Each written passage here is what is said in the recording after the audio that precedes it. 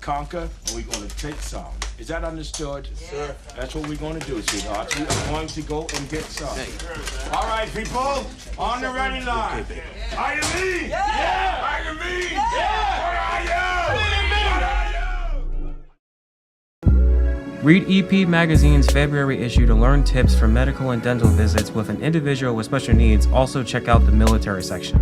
To read more, sign up for free today at www.epmagazine.com. Monotony. It comes in all shapes and sizes. Dull, tedious, just plain boring. But what is this? A contender, perhaps? Something unboring by the looks of it. Jabs right at dull, an uppercut to tedium, something that keeps you on your toes, keeps your head on a swivel, a knockout punch to your old, boring workouts. Welcome to Fight Camp.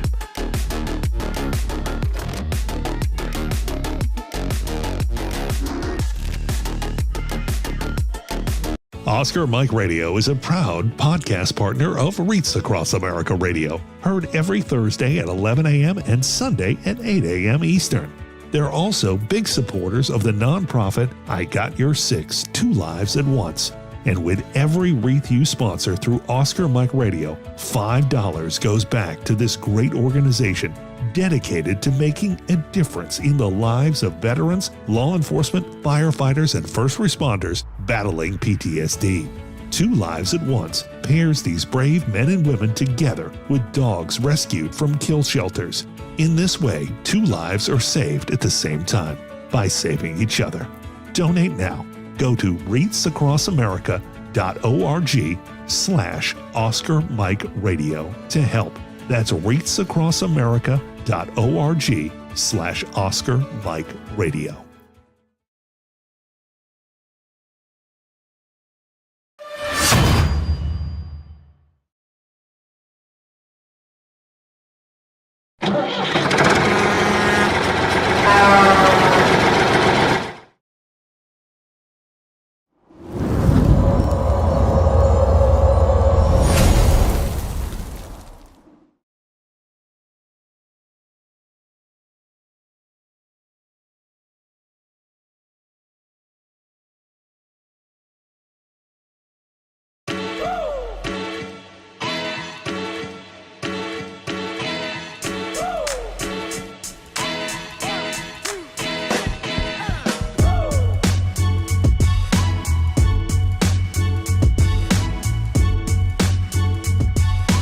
I remember a time when I was in a not so good place, and these games and these activities and being able to come and have the camaraderie that we have here, it makes me feel like I'm not alone. There are people here that have been through what I've been through.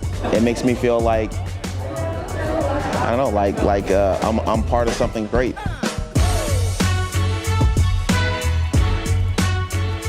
Just let yourself go. Give it a try.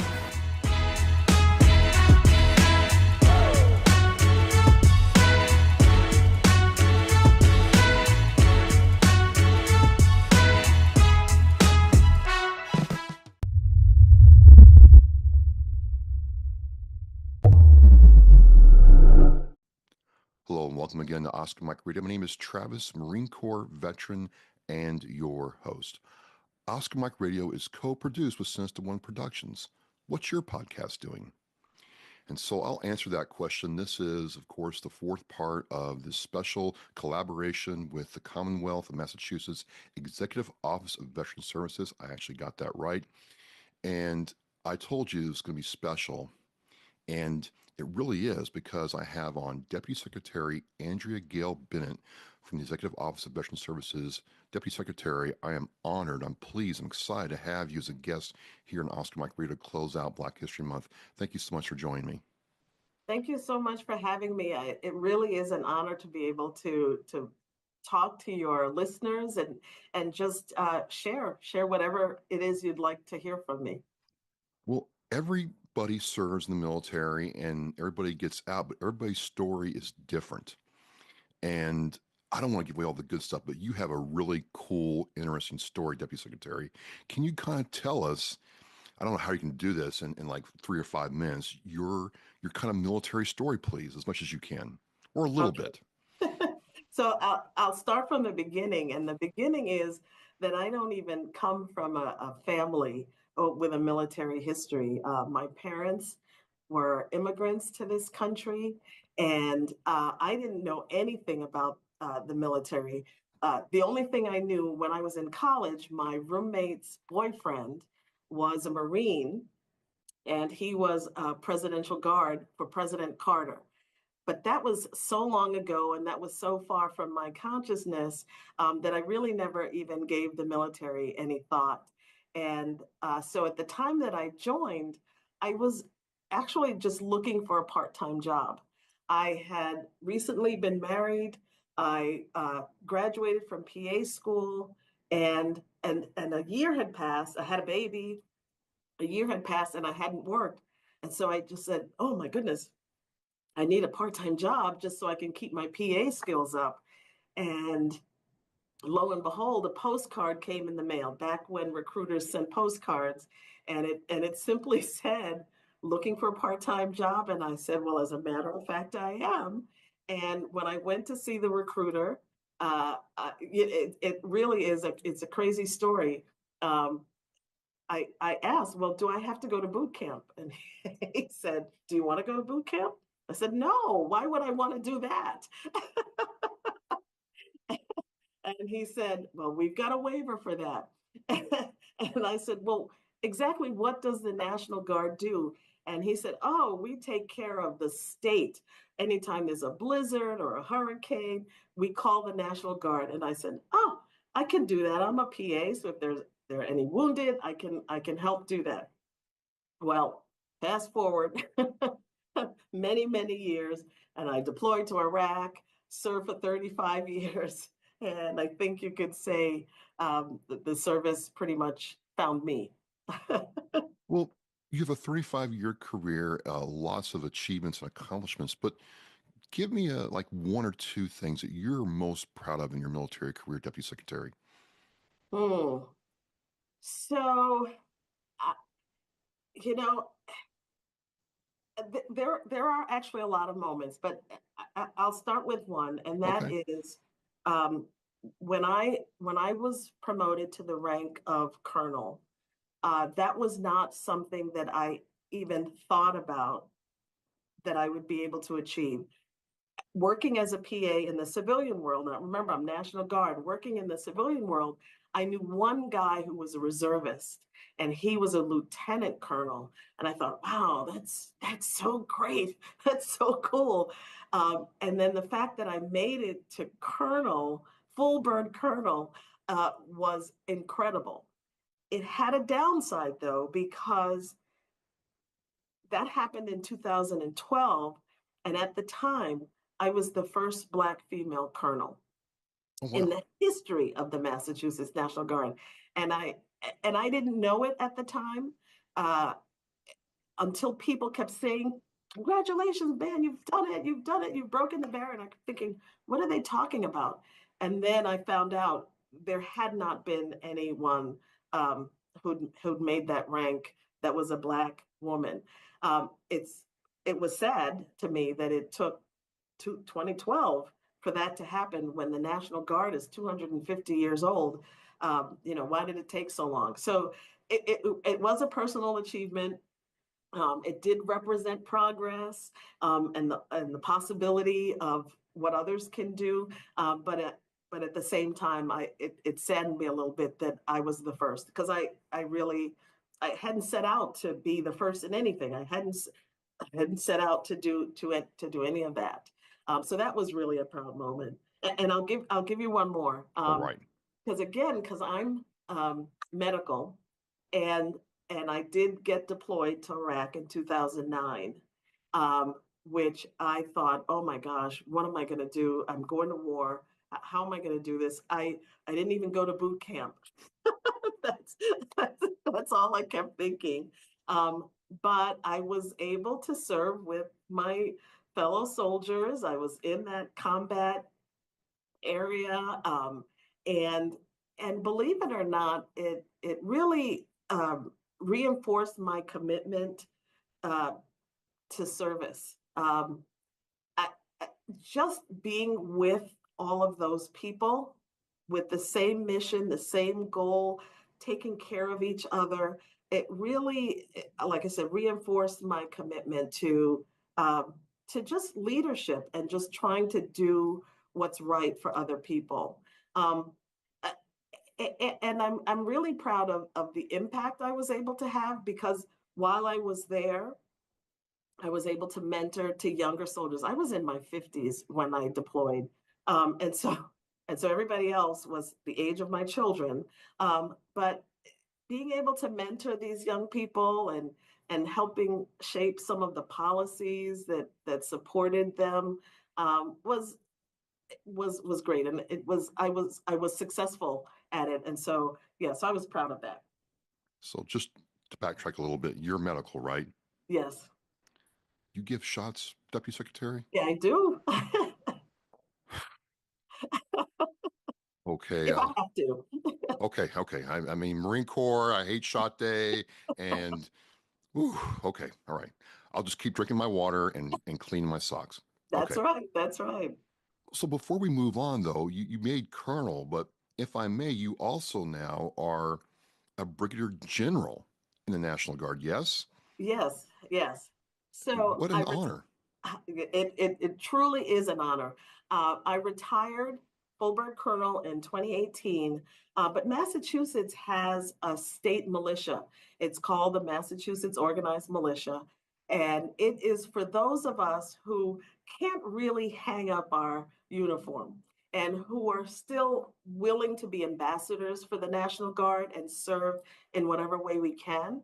And one of the benefits of joining the state militia is that you're eligible for promotion one grade higher. And so I joined the state militia and I was promoted to Brigadier General. And that was actually during COVID. So I think it was actually 2021. It's either it was 2021, I think, that I received that promotion. And yeah, again, making history, the first Black woman. It just again, nothing that I've set out to do, but the service found me and found a way to reward me. Well, speaking of service, you serve the military, and like a lot of officers, a lot of senior staff NCOs, you get out, and a lot of them, and you're not the exception anymore, have a desire to keep serving. So how has your military service, guided, influenced, or changed your perspective about service as Deputy Secretary for the Executive Office, ma'am? Okay, so I think my service has pretty much been the foundation of everything I do as Deputy Secretary. So, like I said, I was in the National Guard for 35 years. It included a deployment, but what it taught me was the importance of taking care of people. And here at EOVS, that's our mission, honorably serving those who have served us. And so those are the values that guide me every day, that what can I do to take care of the people who have served? That's the biggest thing. And one of the biggest lessons I think that the military instilled in me is that no one stands alone. No one succeeds alone, and that we all need each other. While I was in Iraq, or even when I transitioned into civilian life, we need a support system. And so that's why I'm committed to making sure that every veteran in Massachusetts has access to the resources and the benefits and the community that I'm not even going to say that they deserve, but we've earned this. We've earned all of this. And so that is my job. And I think my service gave me firsthand insight into, of course, the unique challenges that women veterans veterans of color face, because that's who I am, and I did face some challenges, and so I know now what it means to break barriers. I know what it means to try to navigate this system that really wasn't built with me in mind, with women in mind, and how to be an advocate, and use my voice to be heard. Yeah, I think at the end of the day, it's whether I'm in uniform or not, it's really about serving and leading and leaving no one behind.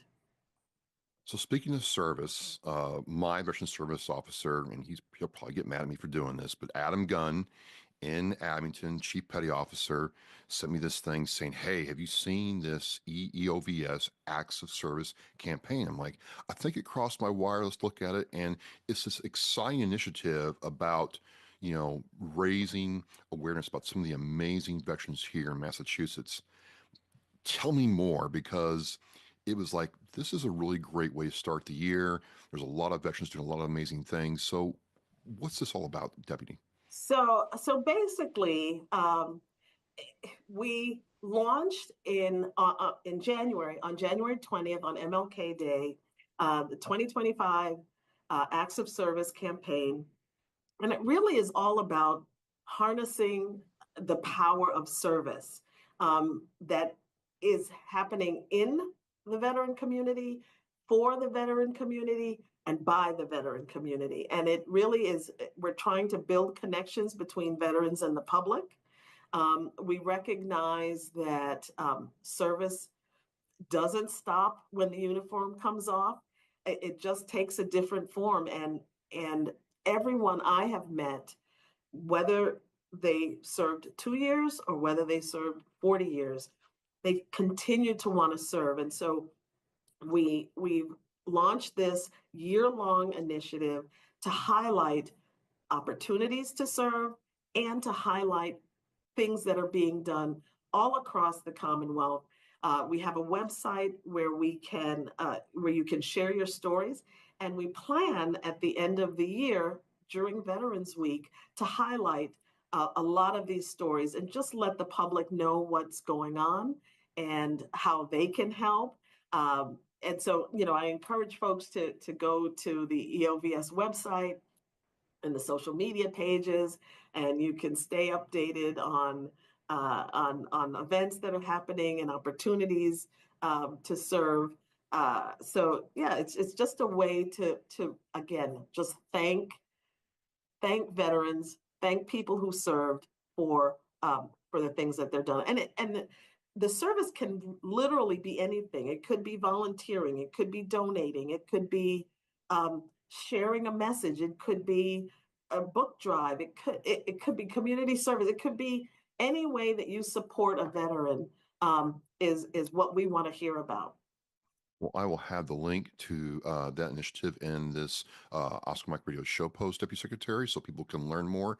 And just to close out this, how can communities and veterans and other allies get involved? Is it just as simple as going to the website, getting the form, filling it out, and telling that story, regardless of what you may or may not think is worthy?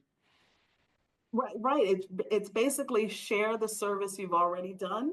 And so, for example, I know that there's a food pantry happening right now in Haverhill, and they need to share that. I know that the Bill Ricca VSO last month had hosted women veterans at a women's hockey game.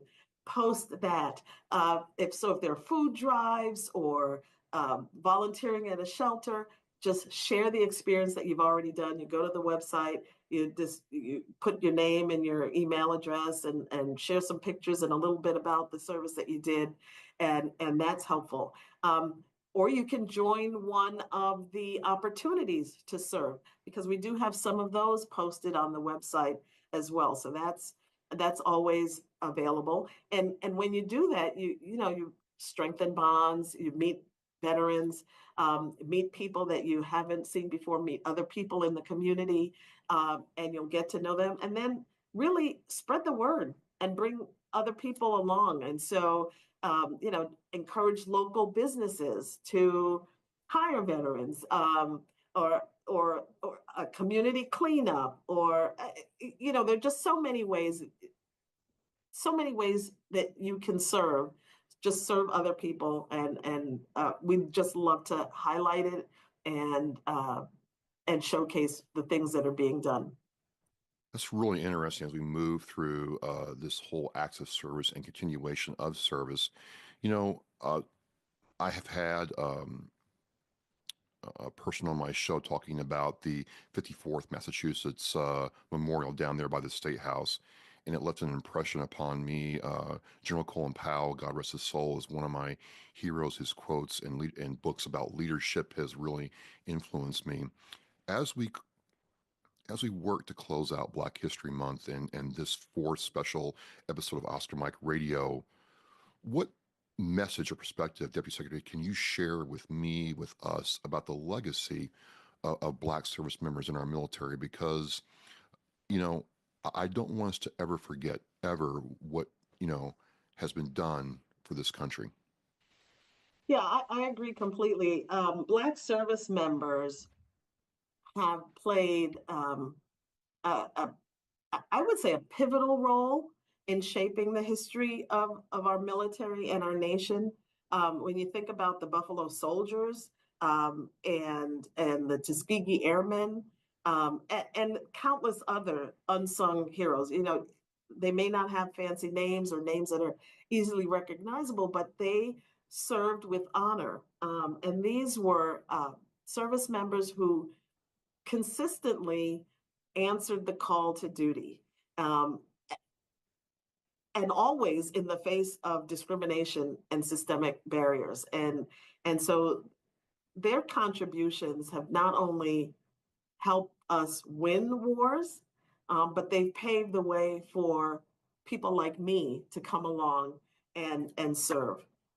And I think it's, as you mentioned, it's really important to tell their stories, because they really are a part of the fabric of American history. And we should recognize everyone's sacrifice and achievements. And that's what will help propel future generations to understand really the depth of those contributions.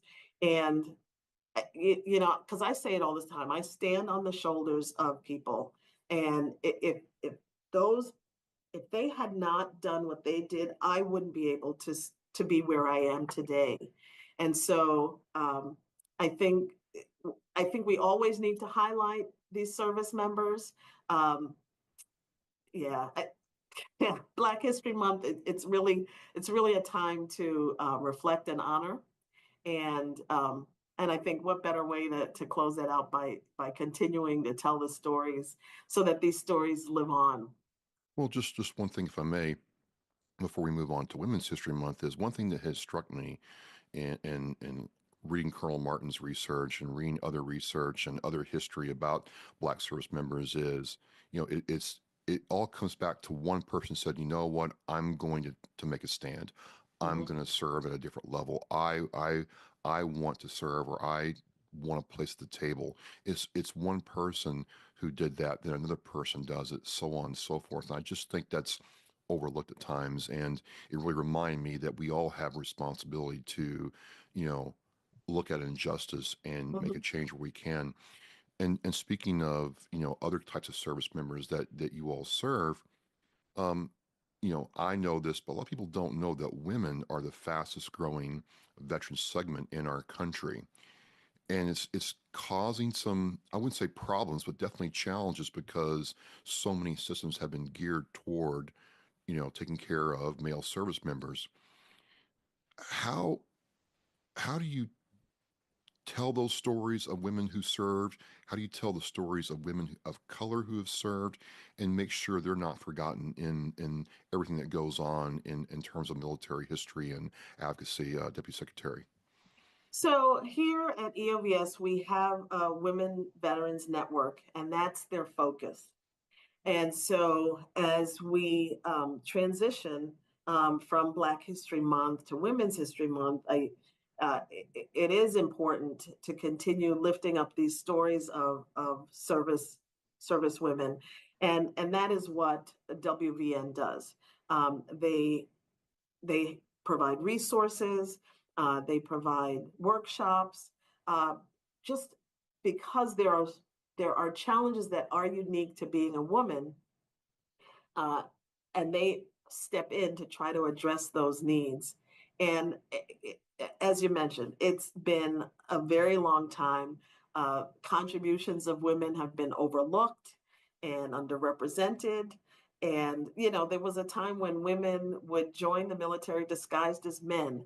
There was a time when the first women who joined as nurses, once they were out of the military, they were told, well, your service didn't really count, and so you're not a veteran. And those are the kinds of things that need to be told over and over and over and over again to preserve it. And recently, there was a woman by the name of Nancy Lieutenant Cologne. She was 104 years old, and she was the first Black nurse to serve in the regular U.S. Armed Forces. Yeah, she lived to be 104, and I'm sure she witnessed the transformation of the military from women not being allowed to serve to being allowed to serve, to people of color not being, segregated. But she's an example of why it's so important to preserve these stories and share these stories, because she, I'm sure, was a wealth of information. And so I think, once you highlight these trailblazers, or even the common people, it ensures that their sacrifices, and the fact that they lived through these times and succeeded and thrived, and it just makes sure that they're not forgotten. So I think those stories serve to inspire people and remind us how progress is built, one story at a time, and on the shoulders of those who came before us. So I'm curious. You served for a long time at a very high level. Have you ever had a woman of color or a woman come up to you and say, you know what, I saw that you served, I saw that, your example, and I either joined the National Guard, I joined the military, or I stayed in to push myself to be the best I can because of what I saw? And has that ever happened, Deputy Secretary? That has happened. And I'll tell you, when I was promoted to colonel, there were so many women of color who came up to me and said, we can't believe this has happened. And we're so proud that you're here, and thank you so much for all that you're doing. And I really had no idea that I was this role model. I was just doing my medical thing. And there it was. People were watching. And so I say to people all the time now, you may not realize it, but you are a mentor to somebody. And so why not just embrace it and actively mentor someone? Because we all need someone who's been there, done that, who can advise you, who can be a listening ear, could bounce things off of. So just being a mentor is really what we need. Well, so many times in leadership courses and studying, leaders like General Colin Powell, is this whole aspect where, what you say might go in one ear, not the other, in the vernacular, but your subordinates, your peers will watch everything you do. Absolutely. And I really, and I used to say that to my children all the time, but for some reason I didn't think it applied in the military. And then it really smacked me right in the face and said, yes, people are watching you. And so, yeah, thank goodness I wasn't doing anything crazy or outlandish, but it's all good. Well, I mean, you had people's lives in your hands. I mean, it's a pretty important role that you play. I try to avoid medical deputy secretary at all cost because every time I stepped in there, oh, you got to get a shot for this or a shot for that. It's a lot of pain and suffering. And you all seem very cheery to give Yes, shots. yes, we are. Well, the Navy, like, look at the size of those veins. I'm just telling you, it was like you all get excited with the weirdest stuff. I'm just Yeah, saying. well, those large veins just make it easier for us to do our work. How can listeners and watchers of this special episode, I'm so happy to have you, connect with and support the mission of the Executive Office of Veteran Services Deputy Secretary? How can they connect with us? Or support us, or I would say the fact that they're listening here, they're now aware. And so now that you're aware, it's to take action. So, go to our social media, go to the website, and see what things are on there. See if there's anything there that you would want to participate in, any program that you feel that you can help with. You can share the information that you see on the website. We've got lots of programs and initiatives. We've got our Save and Serve team for mental health and for the justice involved individuals. We have programs for education and employment training. We have the Women's Veteran Network. We now have a BIPOC network. We have an LGBTQ network. And so whatever you see that strikes your fancy, share that information.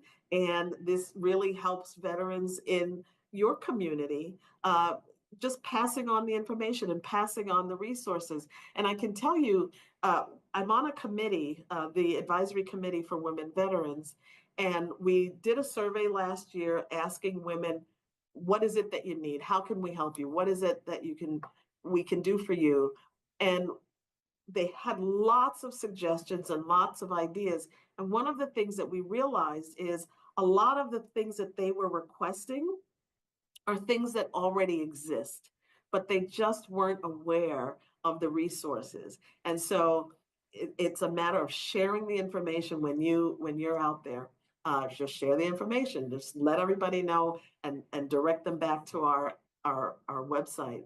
And then another way to support our mission is to share your story of service through our 2025 Acts of Service campaign. And like I said, it could be anything: volunteering, mentoring, whatever, just checking in on a friend, shoveling snow, whatever it is, share that service with us. lots of good call to action there, but we're going to close this out. But I find, Deputy Secretary, that colonels and brigadier generals who I've talked to before never really take off the rank. Is there some overarching message of action that not only veterans here in the Commonwealth, but nationwide can take as we go into 2025, and veterans are have to sit together to make sure that we are all taken care of? Yeah, I would say it's really simple. If everyone committed to one act of service this year that directly supports a veteran, that would be huge. And it doesn't even have to be a grand act. It could be a small act of kindness or support. But all of those little things add up in big ways. And again, just share what you're doing, because that creates momentum and spreads the word. And like I said, we want to highlight and we want to celebrate the ways people are serving, people who've served, and it will inspire other peoples, and it'll be like a big giant snowball. And last, I would say honor legacy. So we all know about Woody Woodhouse.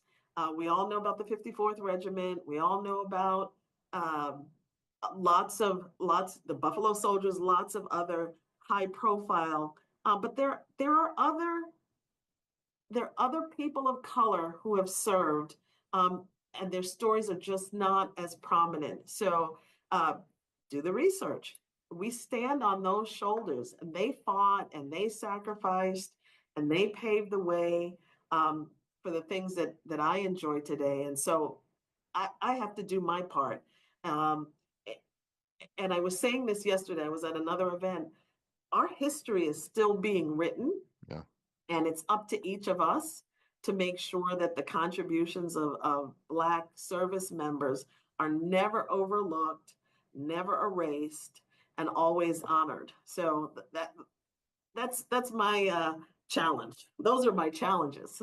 Well, challenge accepted here. Deputy Secretary has been great going through and doing this monthly special that we did, and there'll always be a space at Oscar Mike Radio to remember those stories. These service members have had a profound effect on me, and I remember us meeting outside of this forum at Brockton and Abington and other areas, and I've always appreciated your warm smile and your perspective. So. Look, ladies and gentlemen, every day for a lot of us is Veterans Day. You can serve every day. You can make sure that these stories of our Black American soldiers, other soldiers, our women of color are not forgotten. And you have your marching orders from the Brigadier General. So as we say in Oscar Mike Radio, thank you very much. We're mission in flight. Thank you so much for having me.